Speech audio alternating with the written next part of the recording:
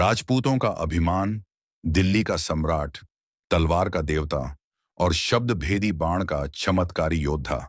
उसका नाम था पृथ्वीराज चौहान। वर्ष 1149 राजस्थान के अजमेर राज्य में एक बालक का जन्म हुआ। नाम रखा गया पृथ्वीराज। वे चौहान वंश के राजा सोमेश्वर चौहान के पुत्र थे। बचपन से ही वे साहसी और अद्भुत योद्धा थे।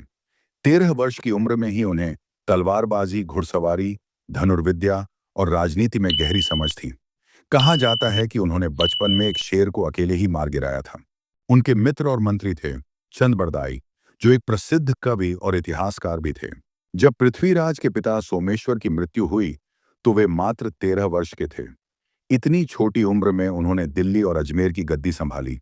वे न्यायप्रिय, प्रजावत्सल और रणभूमि के नायक थे। राजपूत समाज में उन्हें अत्यंत सम्मान प्राप्त था। कन्नौज के राजा जयचंद की पुत्री थी संयोगिता, जो पृथ्वीराज से गुप्त रूप से प्रेम करती थी। जयचंद और पृथ्वीराज के संबंध अच्छे नहीं थे। जयचंद ने अपने राज्य में संयोगिता का स्वयंवर आयोजित किया और पृथ्वीराज को अपमानित करते हुए आमंत्रित नहीं किया, बल्कि पृथ्वीराज की एक मूर्ति बनवाकर द्वारपाल के स्थान पर रखवा दी। स्वयंवर के दिन संयोगिता ने सभी राजाओं को अनदेखा करते हुए पृथ्वीराज की मूर्ति को वरमाला पहना दी। पृथ्वीराज स्वयं चुपके से वहां उपस्थित थे। उन्होंने तुरंत संयोगिता को घोड़े पर बिठाया और दिल्ली ले आए। ये घटना आज भी प्रेम, साहस और विद्रोह का प्रतीक मानी जाती है। मोहम्मद घोरी, अफगानिस्तान का शासक, भारत पर अधिकार जमाना चाहता था।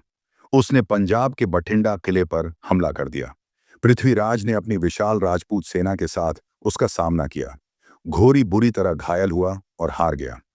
राजपूत योद्धा उसे मारना चाहते थे, लेकिन पृथ्वीराज ने उसे माफ कर दिया। यही दया आगे चलकर उन्हें भारी पड़ी। तराइन का दूसरा युद्ध 1192। विश्वासघात का परिणाम 1 साल बाद घोरी ने बदला लेने की कसम खाई। इस बार उसने बड़े पैमाने पर तुर्क और अफगान सेनाओं को एकत्र किया। राजपूत सेना रात भर त्योहार मना रही थी और सुबह थकी हुई थी। तभी घोरी ने अचानक हमला कर दिया। राजपूत सेना बिखर गई। हजारों योद्धा मारे गए।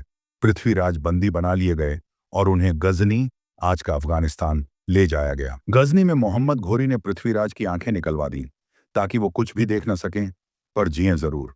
मगर साथ में थे उनके मित्र चंद बरदाई, जिन्होंने प्रतिशोध की योजना बनाई। उन्होंने घोरी से कहा, राजा पृथ्वीराज अब भी शब्द भेदी बाण चलाने में निपुण हैं, बस एक बार कला दिखाने दें।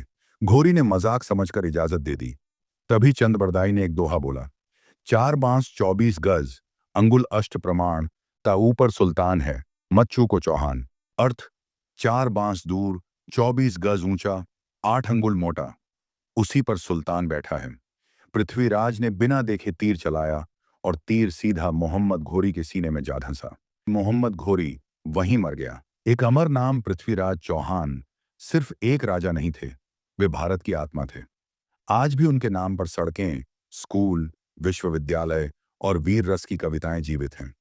वे भले ही अंधे थे, लेकिन उनकी दृष्टि ने एक पूरे साम्राज्य का अभिमान गिरा दिया। दोस्तों, अगर आपको ये कहानी पसंद आई हो तो वीडियो को लाइक करें और चैनल को सब्सक्राइब करना बिल्कुल ना भूलें, ताकि हमारे और भी रोचक व ऐतिहासिक वीडियो आप तक आसानी से पहुंच सकें।